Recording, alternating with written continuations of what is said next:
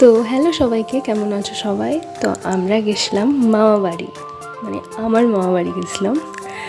আর আমরা ঘুরতে বেরিয়েছিলাম অবশ্যই। মামিমা আর মাইমা বলছে, মা কী করছে আমি জানি না, মা শুনছেও না, কোন দিকে তাকিয়ে আছে।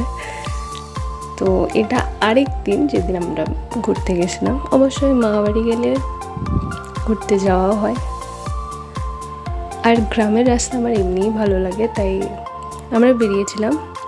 আসলে একটা কাজে গেছিলাম, তো তাই জন্য আমরা সবাই মিলে গেছিলাম।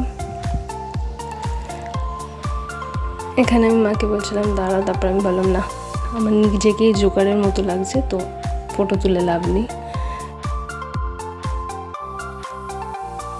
আর গাড়িতে আমি আমার সিচুয়েশান দেখাচ্ছি মা এদিকে। হ্যাঁ, আমি মাঝে মাঝে স্যান্ডউইচ বান গই গাইজ। ঠিক আছে, এরা দুজনে গল্প করছে, আমি মাঝে কি করছিলাম আমি জানি না।